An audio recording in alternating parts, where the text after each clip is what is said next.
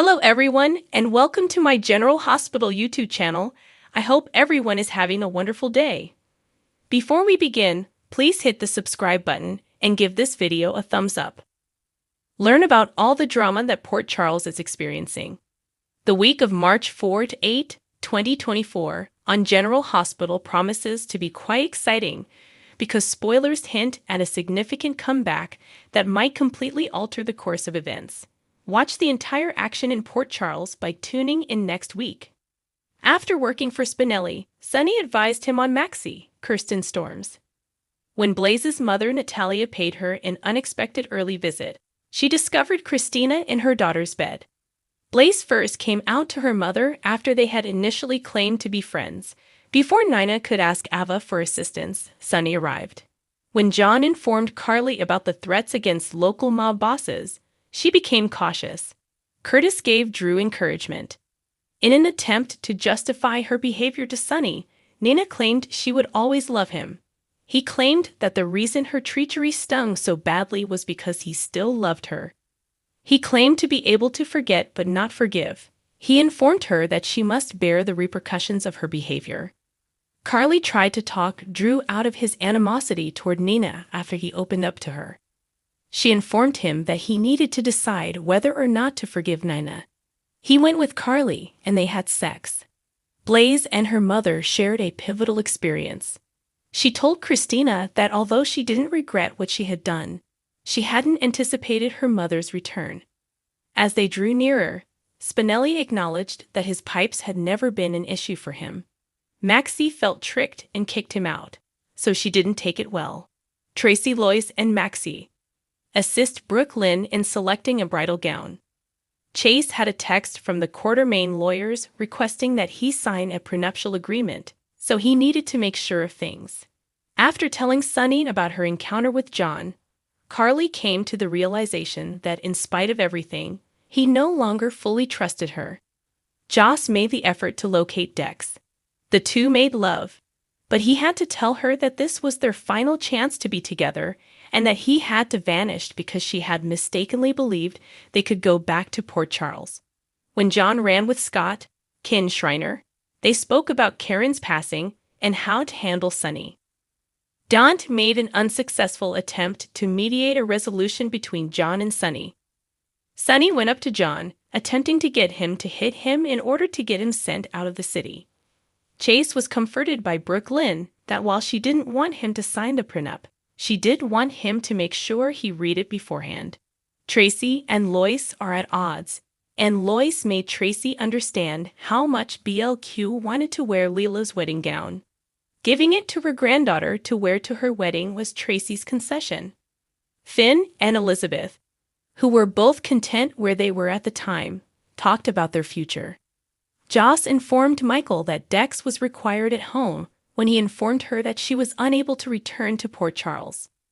Felicia admitted to Maxie that she had the notion to move in and assist with her finances, not Spinelli. While Maxie pardoned her, Spinelli did not. Felicia counseled her daughter to expose her heart to him despite her trepidation. In their turf fight, Anna and John worked out their disagreements. Dante admitted to them that he had noticed Sonny and Selena flirting. Sonny and Spinelli included Ava in their scheme to subdue Sonny's adversary. Ava disturbed Selena by talking her way into the meeting as a representative of a third criminal family. For the birthday of his kid, Drew went all out. Blaze, who Christina brought, thrilled Danny by remembering his name. Hudson West's Jake was also eager to meet her. Blaze and Christina made their romance public. Jake caught Danny using vaping. Danny fought him when he refused to give it back. But Willow's arrival broke it up. Michael told Carly that he instructed Joss to return Dex to the city. Is there anyone that can assist Dex and Joss? Spoilers for Tuesday, March 5, 2024's episode of General Hospital Center on tense moments, heartbreaking announcements, candid discussions, and more. Don't miss this episode, I promise. In the previous Joss and Dex story, Dex departed the town at Sonny's command. But Jocelyn found her boyfriend using her keen tracking abilities, and they were reunited. Sadly, Nothing goes as planned when they get back together. How will they get out of a tight spot when they find themselves in one? Will they be able to survive on their own, or will help arrive? Everyone in Port Charles is living in a precarious situation these days, but law enforcement and mafia figures especially so. What occurs when Anna receives heartbreaking news? Does she or anybody else she knows have an impact from this news? Laura is occupied in the interim. In addition to being PC's mayor, she is one of Ace's legal guardians, Jay and Joey Clay, and is in the process of adopting the child. What occurs when she needs to respond quickly in an emergency? Does the mayor's or parents' duties apply to this crisis? Following their encounters with mobster hits, stolen weaponry, and Jason, John and Sonny's relationship is still hostile. It comes as no surprise that Sonny irritates John. Which way will the FBI agent turn?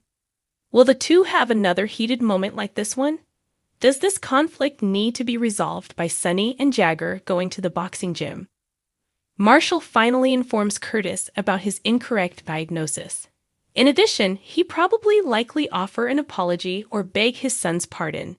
He was initially diagnosed with schizophrenia, which explained why he avoided his family and became reticent. It hurts to hear a false diagnosis since he lost time with his family and will never get it back.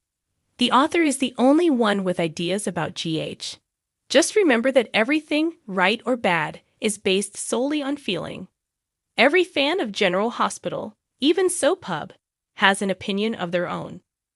We sat and watched the good, the horrible, and everything in between for 5 days. We take the lead here with hope. Regretfully, we don't always achieve our goals.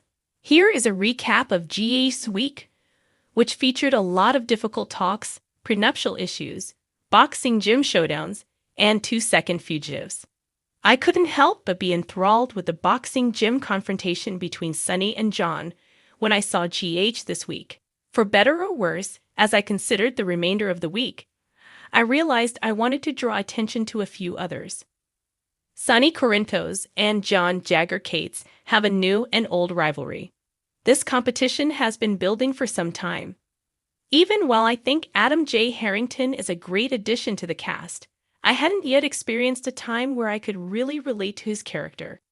I have now. Jagger and Sonny, as it were, went toe-to-toe in the boxing gym. Hell, they nearly exchanged blows. It turns out that Sonny intended to irritate FBI agent Cates and force him to withdraw from the case involving the stolen weapons and mafia killing. I learned from that scene that Jagger is not to be taken lightly. He has the potential to be a tremendously good opponent for Sonny. This is the conversation that, for me, made the deal. It was kind of heated, if I may say so. I'd like to see more too. Given Sonny's past, I might have tried a bait eye roll in response to his counterattack that Jagger was a lousy spouse to Karen. Rivalry between siblings, Danny Morgan and Jake Weber. Even though we found out about Danny's vaping, I still thought it was fun to watch Jake and Danny have some fun in Friday's show. The fact that Jason is returning this coming week is presumably the reason, but I still value the quality time. I hope they show more of them learning life lessons and even acting cute around celebrities like Blaze. I don't know, but usually I don't appreciate sulky teenagers taking up space on my shows. I hope they continue to receive some attention because I'm loving it. I hope that at some point Danny understands that Jake truly has his back. Lastly, I don't feel good about my best friends, Ava and Nina. Their initial talk of the week was quite disappointing. Since Ava is essentially the only person in Sonny's circle of trust, as we all know, she is preoccupied with making sure she doesn't break any boundaries with Nina or Sonny. And Sonny and Ava continue to have these passionate exchanges. In actuality, Ava and Nina were just looking out for themselves in this situation. Thanks for watching if you like this video. So please don't forget to subscribe my channel and don't miss any update.